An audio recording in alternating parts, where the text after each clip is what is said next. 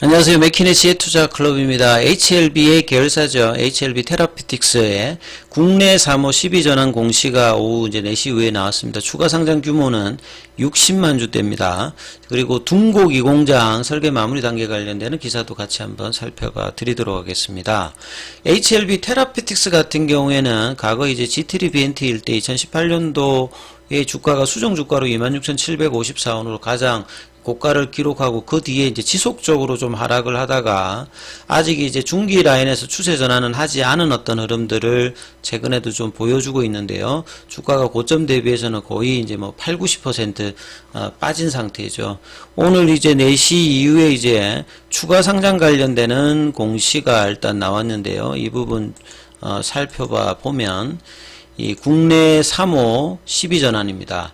3호니까 이제 대상이 좀 정해져 있는 형태고, 이 12는 이제 전환사채죠. 그래서 추가 상장 주식 수가 60만 주대니까 뭐 작지는 않습니다. HLB 뿐만 아니라 계열사의 공통적인 부분이죠. 뭐 M&A라든지 지분 확장을 위해서 끊임없이 이제 유상증자, 12 전환사채, 뭐 BW는 발행을 해서 연중 꾸준하게 이제 주가가 좀 올라가게 되면 신주 상장을 통해서 이 주식수의 어떤 증가가 모든 이제 계열사 합하 보면 몇 배씩 다 증가됐던 부분들이 주가 상승에 상당히 좀 뭐 장기적으로 부담스러운 부분들이 있는 게 좀 단점이죠. 그리고 지금 행사가액차가 3,600원대니까 지금 현재가가 한 4,100원대잖아요. 그러니까 이런 이제 행사로 이제 물량이 들어오면 대부분 보유가 되는 것이 아니라 시장에서 매도가 된다는 부분으로 이해하시면 되는 부분이죠. 예, 그래서 이제 1월 12일이니까 상장일은 이제 1월 12일로 되어 있습니다. 그래서 이제 이런 부분들이 크든 작든 주가 뭐 희석 관련되는 부분들도 있고, 이 60만 주대면 그렇게 이렇게 너무 작다 이렇게 볼 수 있는 물량은 아니죠. 그리고 하루에 지금 거래가 이제 테라피틱스 같은 경우에는 한 18만 주대인데 여기에 어떤 거래의 한 3배 정도 수준이지 않습니까? 이런 부분들이 나오면서 시간에는 뭐 크게 영향은 주진 않습니다. 근데 최근에 이제 HLB 제약이라든지 생명과학이라든지 계속 이제 HLB도 마찬가지고 조금씩 계속 이제 물량들도 신규 상장으로 이제 공급이 되고 있다는 부분들이 좀 아쉬운 부분들은 여전히 있는 상태입니다. 자, 그리고 이제 둥곡 2공장 관련되는 부분 기사가 이제 아침에 나왔는데 이 부분 좀 살펴봐 드리면요.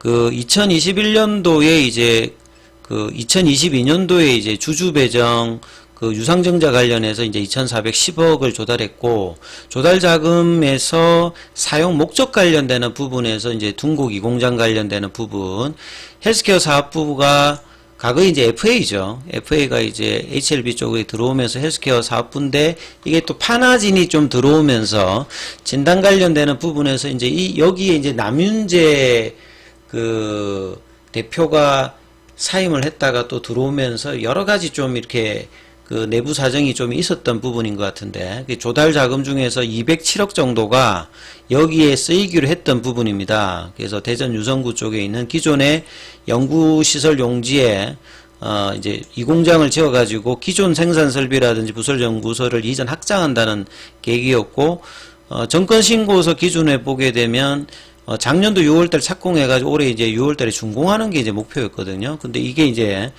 진행이 조금 이제 변경되는 부분들이 있다는 거죠.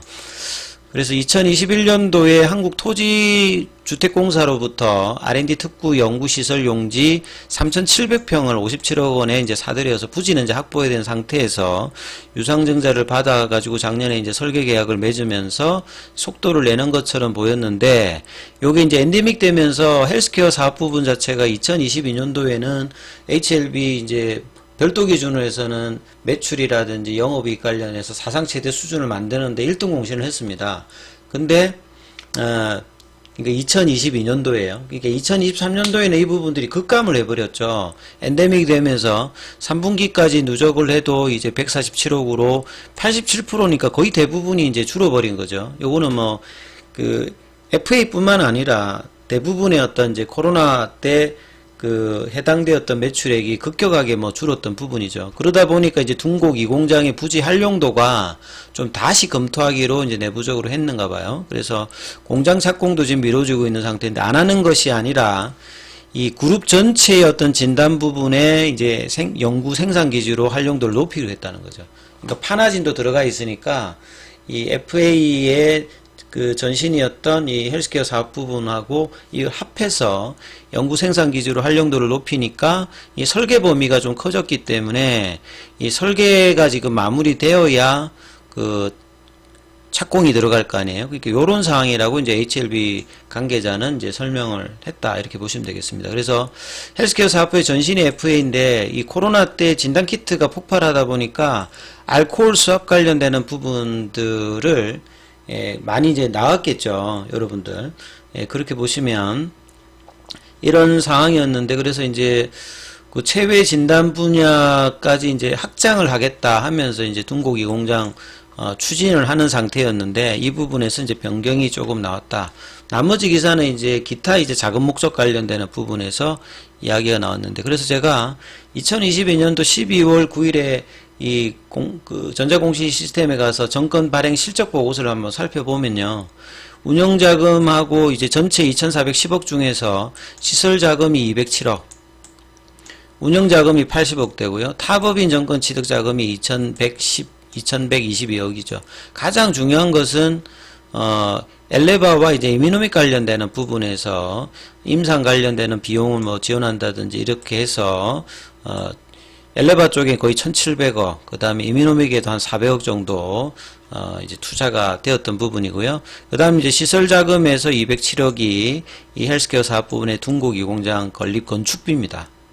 그 다음 운용자금이라고 보시면 될 것 같은데, 그 내용을 좀 더 이제 살펴보게 되면, FA는 이제 2008년도에 이제 설립되었던 알코올 수압, 우리 진단키트 하실 때 이제 뭐 이렇게 알코올 수압 많이 사용하잖아요. 그러니까 이 부분들이 이제 코로나 때 폭발했는데, 엔데믹 상황에서 확 줄어버린 거죠. 그래서 이제 이런 상황에서 FA가 그 시설 확장 관련해서 이제 둔곡 2공장 관련되는 해서 앞서 이제 기사가 나왔던 부분 같이 생산 설비 이전이라든지 연구소 이전 확장을 해서 이런 어떤 구축할 계획을 삼았는데, 그래서 내용을 보게 되면 2021년도에 이제 중도금 납부하고 2022년도에 이제 7월 달에 그 설비 및 설계 관련되는 부분들을 단계별로 진행하다가 작년도 초에 이제 설계 계약을 맺어서 6월 달에 착공하고 이제 올해 6월 달에 준공하는 게 이제 목표였거든요. 요게 2022년도 12월 달에 이제 형태인데, 요 부분이 작년도 엔데믹 되면서 그 다음에 판화진입제가 들어오면서 좀 바뀌었던 것 같아요. 그래서 지금 설계 마무리니까 이 부분들이 되게 되면 이 둔곡 2공장 관련되는 부분에 어떤 이제 그 착공이 들어가지 않을까, 올해 중으로 이렇게 예상이 되어지는데요, 개인적으로. 그래서 이제 이 부분들을 조금 이제 살펴보면요, 참고적으로 금감원의 이제 기사를 보면 이 공모자금, 이게 사모자금이 아니라 이제 공모로 이제 유상증자라든지 이걸 받으면 사용 내역을 결산보고서에 이제 공시를 합니다. 그래서 사후 점검을 해가지고 목적대로 사용하지 않으면 강력하게 제재를 합니다, 기본적으로.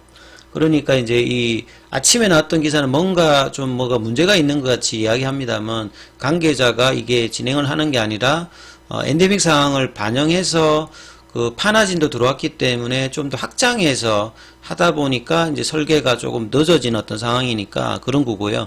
만약에 뭐 문제가 되게 되면 이 보시면 금감원에서 공모자금 목적대로 사용하면 제재가 들어갑니다. 그래서 일정 기간 유가점검 발행 제한이 되고 가징금도 부과되고 임원 해임 권고 강력한 조치가 나가거든요. 그러니까 뭐 그냥 이렇게 뭐 되는 부분은 아니니까 크게 뭐 걱정은 안 하셔도 될 것 같은데, 타이틀 자체가 좀 뭔가 문제가 있는 것 같이 이렇게 써져서 나왔던 부분이죠.